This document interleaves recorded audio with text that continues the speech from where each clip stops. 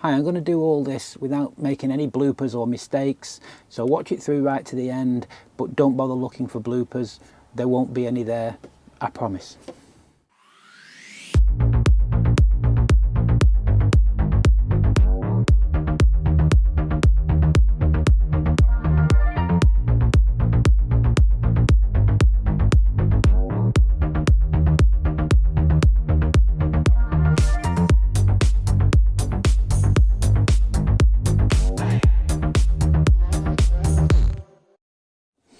Well, good morning and thanks for joining us again at Handlebars and Holidays for episode 6. Thanks for sticking with us. We have now left Onslow. We travelled to Ballara station this morning and about a 90-minute drive. Pretty boring drive, again, not a great deal to see, but we did go through some absolutely amazing termite fields. The amount of termite mounds in these fields were colossal. I would love to have got the drone out and flown over just to give you some indication of just how many, but there's an airport nearby and the long and short of it is the drone wouldn't take off. So 90 minutes later or so we arrived at Ballara station and it was 39 degrees. Okay, so it's important to remember that Ballara station is not a caravan park. It is actually a working cattle farm. It covers almost 250,000 acres. Massive. It started, I think it was founded in the 1920s, and in the 1950s the current family took over and they farmed sheep for wool. In recent years I think it's been sheep for meat. Can't be 100% sure that's still the case, but they have converted a portion of it for travellers now, and it is so quirky. Every which way you turn in this place they've gone out of the way to just keep it as quirky as possible, especially the showers and the toilets and some of the facilities. But as I say, every which way you look, there's just fascinating things everywhere. There are cars and tractors and all sorts of farm memorabilia in every direction, every which way. It's not like anything we'd seen before. They have gone out of their way to make this place as quirky as possible. So later in the day, when it had cooled down a little bit, we had a wander round. So as we drove in, we saw some of the facilities here. It's very well known actually, the Ballara station stay. A lot of people come here regularly, and as I say, it's quite well known. So what have we got here? Oh, these are some of the toilet facilities by the looks. There's the shower, which is actually a bucket.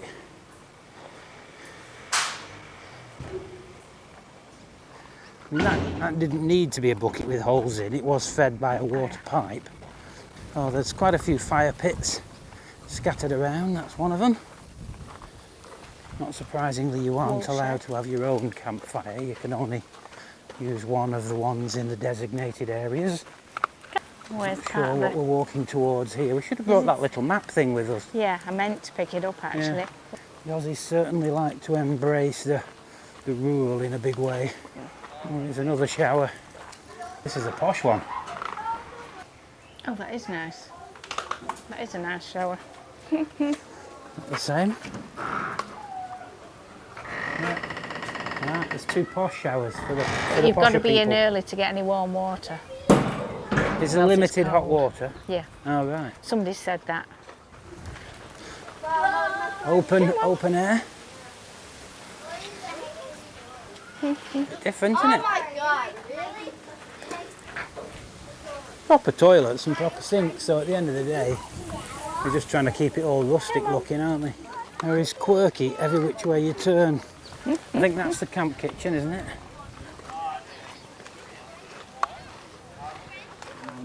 There are quite a few farm animals just wandering around the place, which is quite nice for the kids, and Sid found it quite interesting, to be honest, as well. What I did think was quite interesting is as you wander around this site, everybody has a common interest in travelling, but the way that people choose to do it is kind of fascinating. There was quite a few motorhomes of a similar size to ours. There was people in converted trucks and fancy 4x4 setups, and there was even one guy that was doing it in this little one-man swag, and all he seemed to have was a little table and a stove and somewhere to open his sleeping bag. Amazing. After dinner we went to their wool shed, which is where everybody congregates. It's like the bar, if you will. That was really nice. It's just got a really nice feel to it. They have a huge big fire pit, which was absolutely spectacular, and on Thursday and Friday nights they have speciality nights. I think Thursday is burger night and Friday night is pizza night or something like that, and they cook something like 40 burgers at once over the huge fire pit. That looks amazing. Unfortunately we're not here on a Thursday or a Friday, so we can't see it in person, but there you go. So we met a couple from Sydney who have been travelling for 2 years. Interestingly, they intend to carry on travelling in their caravan for another approximately 3 years. 5 years on the go. Brilliant, and they're loving every minute of it. It's proved to be one of the nicest things about what we're doing, the people you meet. We've met some lovely people. An interesting little add-on to that was, as we were talking to these people, we heard a voice, there's a snake, there's a snake. Apparently there was a snake crossing one of the sort of public footpaths. Somebody from behind the bar brought out another member of staff, and they disappeared off into the distance and presumably dealt with it. I would imagine they would just move it to a safer place, I'm not sure. But you're very much in their territory. It is what it is. They generally, where there's noise, they keep out the way, so it's not really an issue. The other interesting thing was, as we decided to call it a night and we left the Woolshed bar, what we had kind of misjudged was just how dark it gets when you're in the middle of nowhere. It's absolutely pitch black. There was hardly any lighting around the site at all. We'd not brought a torch, so we set off and we couldn't find the van. We had the light of my phone and that was about it, and we went past caravan after caravan and we were, it's this way, no it's that way, let's try it. And we wandered around for probably 15-20 minutes. The irony being, we actually came out right by the side of the 2 chairs that we were sitting on at the Woolshed.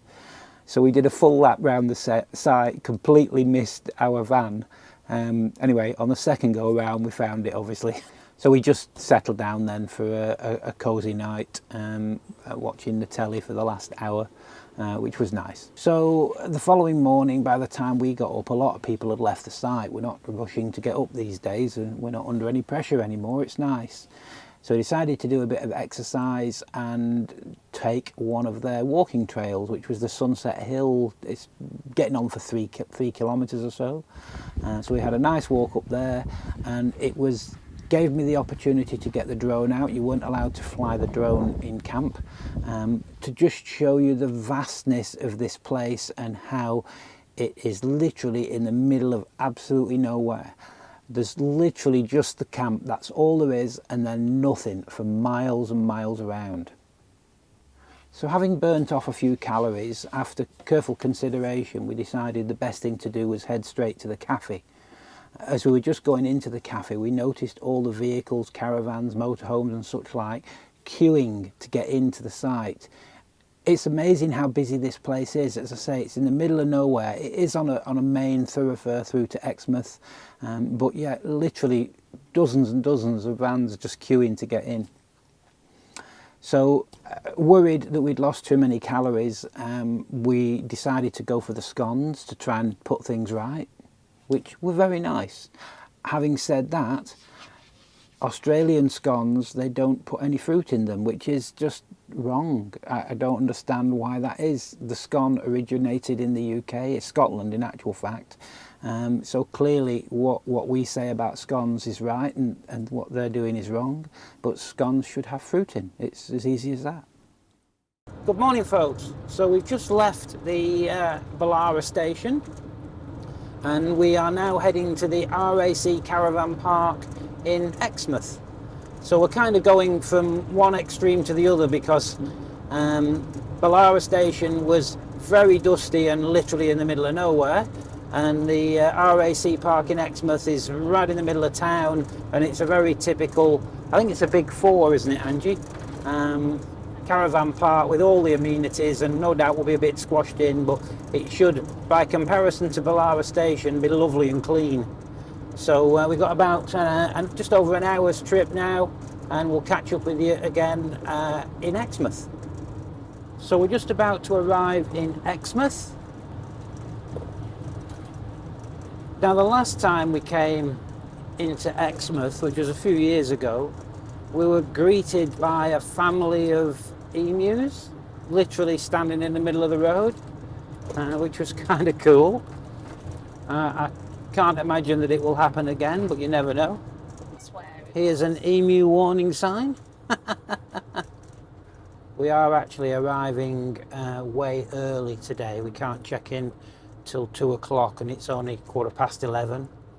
So we're going to have a bit of a mooch around Exmouth for a bit, maybe get something to eat, and then we'll catch up with you at the campsite in a bit. This could be the campsite here, actually. So there we are, Exmouth, RAC Exmouth. So that's where we're going in a bit. Have a bit of an explore, see what's around. That's probably where we're going to be. No doubt they'll put us in the dusty bit because we've got a dog. He's just not willing to accept that he's a dog. He thinks he's human. And the boss, funnily enough. It's usually right though, isn't it? Just having a bit of a mooch around what appears to be the posh residential area. Now that's what you call a garage. I don't know what he's got tucked away in there, but it's big, whatever it is. Could be a workshop, couldn't it? It's such beautiful around here, isn't it? Ah, look at that over there. That looks a little bit like Hall's Head, doesn't it, in Perth? Oh yeah, your own jetty. Beautiful. Yeah. There's some very impressive property around here.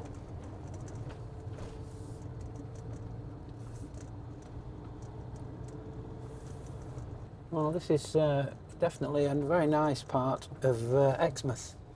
This wasn't like this when we last came, I'm sure. It must have been. So that's the sort of entry into the estuary over there, and then it feeds round to all the lovely houses down there. Very nice.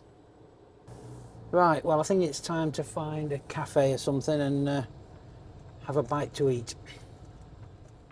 So welcome to the following day in the RAC Caravan Park in Exmouth, which is very nice and considerably less dusty than Ballara Station. Very nicely laid out. The facilities are absolutely second to none. I'll take you for a quick wander around the site in just a sec. This is our plot. That's the cleaning lady and the guard dog. Okay, so let's have a little wander and show you what's what. This is a very nice site, and actually incredibly reasonably priced as well.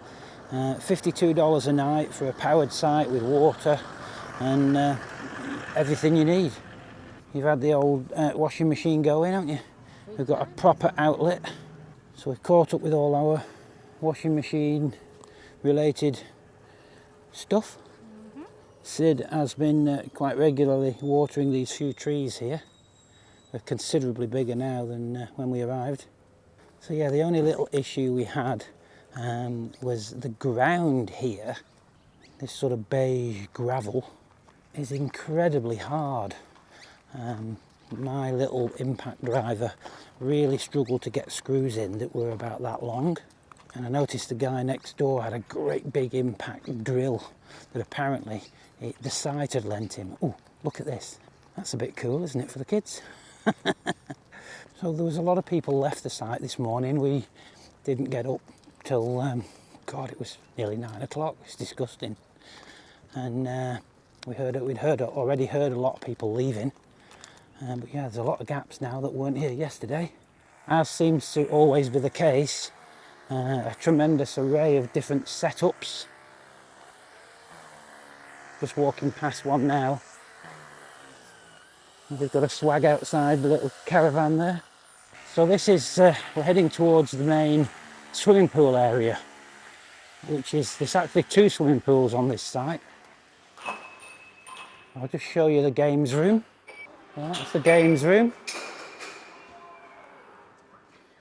Here's the camp kitchen.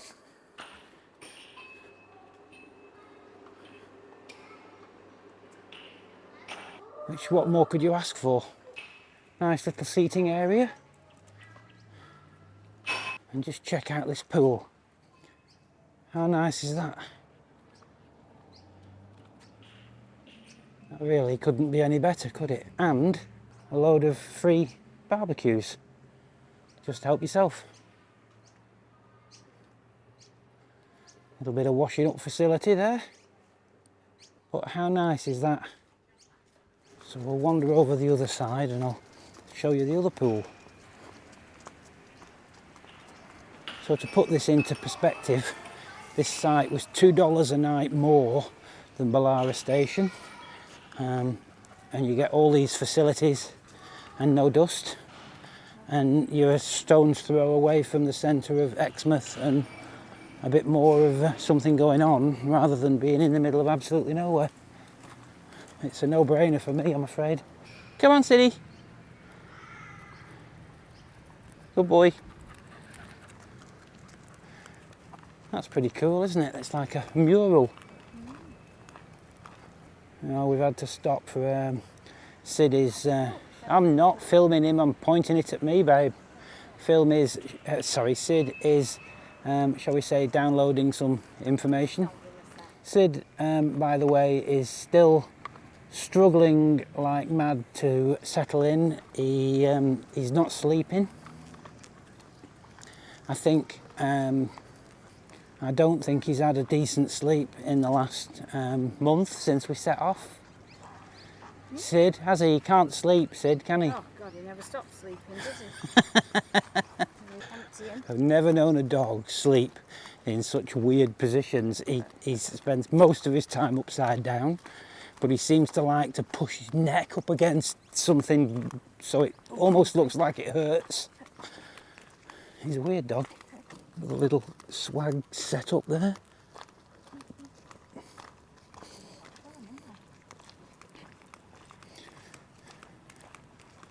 So this is actually the second pool. I don't think we've been to a site before where they've got 2 pools.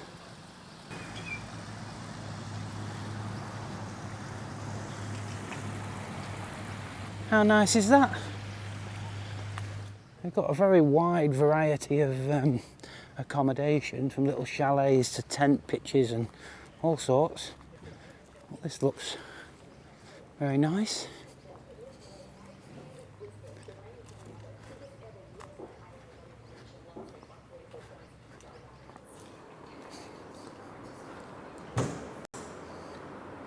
Again, what more do you need?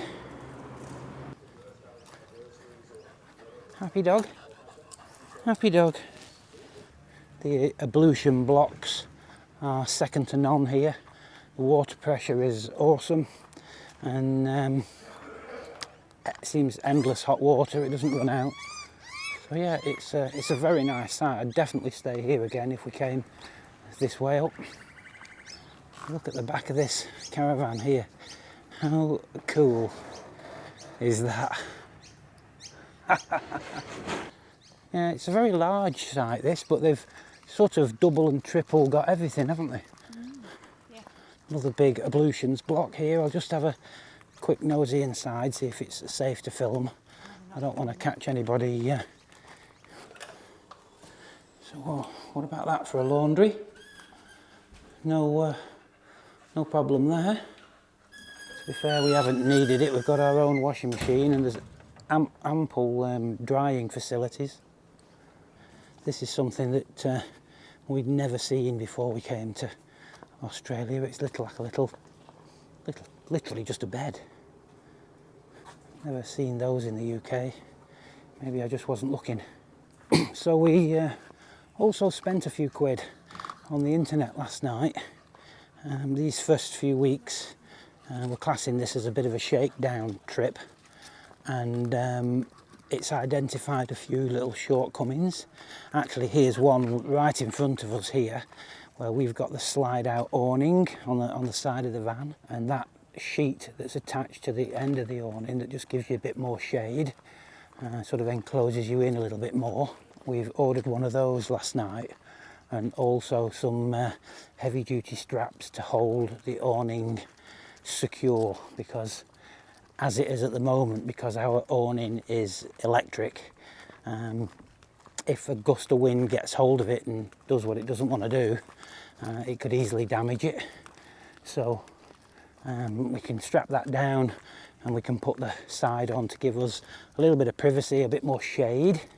One of the things that we have come to realise is positioning your van is paramount, and sometimes you don't have any choice. You have to go where the pitch is, and that might put the sun on the door or the awning side of the van, and equally it could put the wind on the sort of door slash awning side of the van.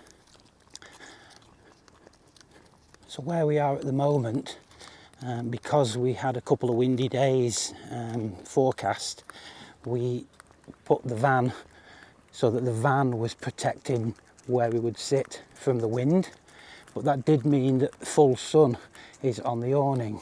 There's a similar setup to what we will have.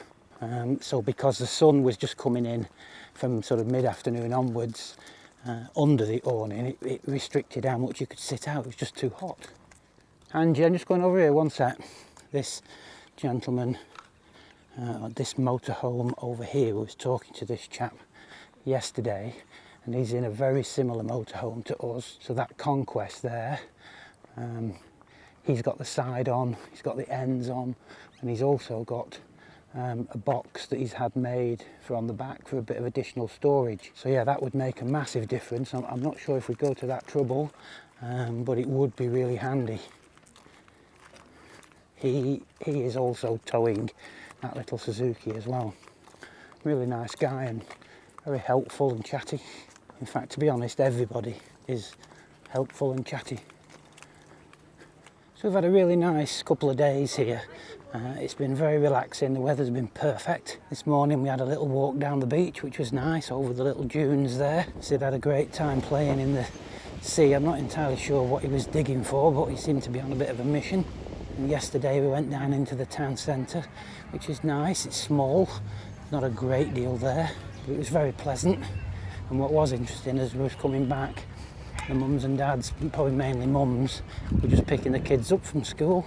And as you can see, every single car was a 4x4. Kind of typical for these little country towns, I guess. But all good, very enjoyable little stay. Oh, before I forget, I'll just show you the ablutions block. So this is straight facing our van. It's a nice little location, handy spot for Sid for his wheeze. There we are. Just check there's nobody in there first. Yeah, well, good, it's empty. But how nice and clean is that? Nice showers. What more do you need? Back to the van for a spot of lunch, I believe. Look at that. What about that sky? You can't beat it. Beautiful. Just look what the mother of my children has made for us. How nice does that look?